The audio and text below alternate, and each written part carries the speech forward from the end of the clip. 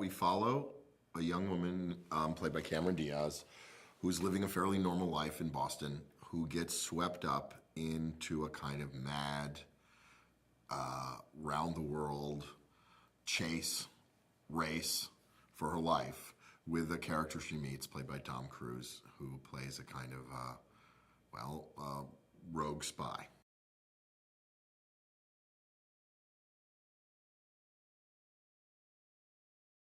Cruise is, first of all, a great actor and a great comic actor, and I think that's something somehow in the iteration of him as kind of Ethan Hunt. I think everyone's forgotten just how great Tom is at playing comic, vulnerable characters. All you have to do is think about almost his start and kind of his arrival in Risky Business, or in movies like Rain Man, where he's playing kind of a kind of straight man, but nonetheless in a lot of comic beats to what Dustin Hoffman's doing, and Jerry Maguire also, where, I mean, actually just most of his great roles, I think there's a really human and comic component to them.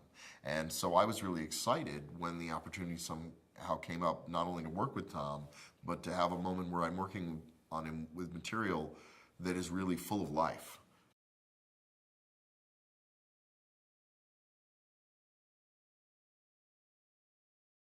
When we find Roy Miller in the film, he's an enigma to us. We're not sure whether he's good or whether he's bad, what he's up to.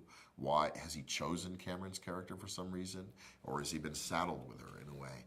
All these things get revealed, but I think it's kind of just a peeling of the onion that goes on in the movie, discovering exactly who he is. And in many ways, it is something that occurs through the whole course of the movie. Finding out the sum of who he is the movie.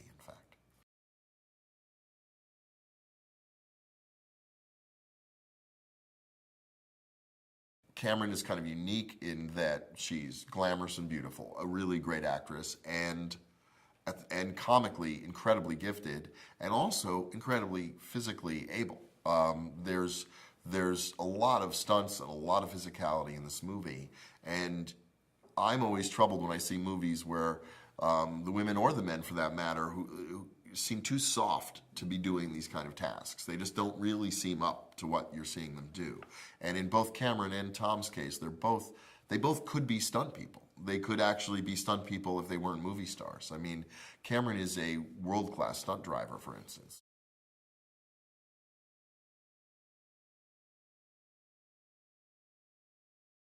June Havens owns a garage in Boston and is out, as she does often, searching for parts. And when we meet her, she's coming back from a kind of junket to Wichita, Kansas, to kind of get a part that she needs for a car she's completing, a very treasured car that she's completing, restoring, a GTO. And I think that we get the feeling that June, the only places June has been in search of a car part and coming home again with them. And we learn that she has both played mother and father to her little sister. Her parents are gone. And she has kind of, in a way, been stuck. Stuck for a while, both raising her sister and kind of stuck with a lot of dreams, you sense, that remain unfulfilled. There's a moment early in the film when she talks about part of her dream about rebuilding this car is the idea that she could get in it and just drive and keep driving. So you have a character who has a real fantasy of escape, a fantasy of going somewhere.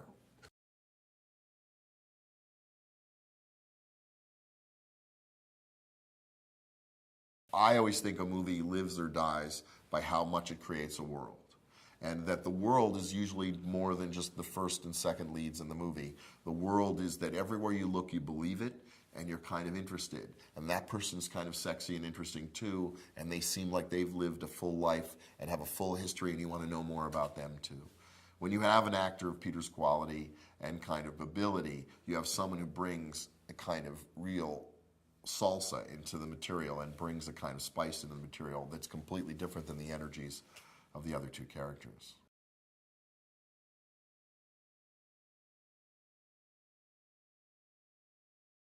Paul Dano plays Simon Feck. He doesn't actually even arrive in the picture until kind of the second half of the movie. He is the other half of the battery.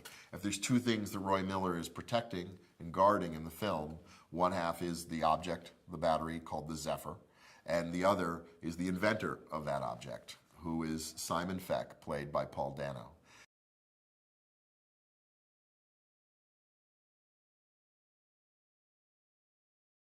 Viola Davis plays Director George, and she's kind of everyone's boss. She's both Peter Sarsgaard's character Fitzpatrick's boss, and she was, before he went rogue, Tom Cruise's boss, Roy Miller's boss.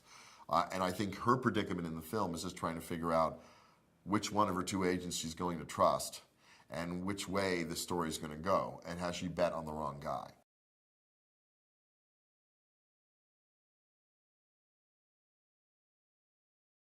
In making a kind of a movie like this, which is in itself, it is a kind of cinematic bonbon. It is like a wonderful confection.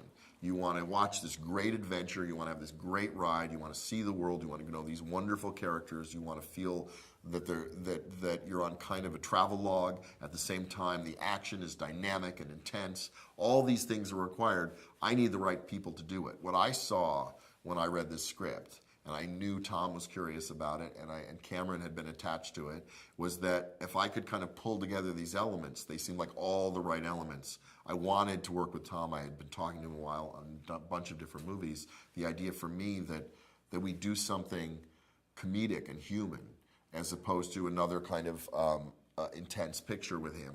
I was really excited by the opportunity to kind of take that step and go in that direction with him.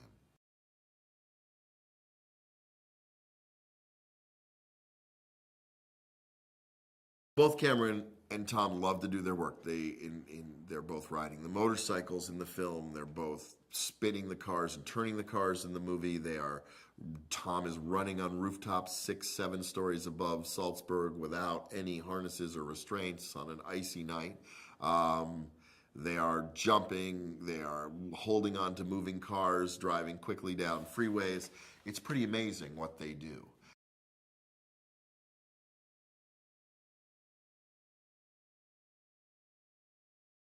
This is a movie that's supposed to be a ride.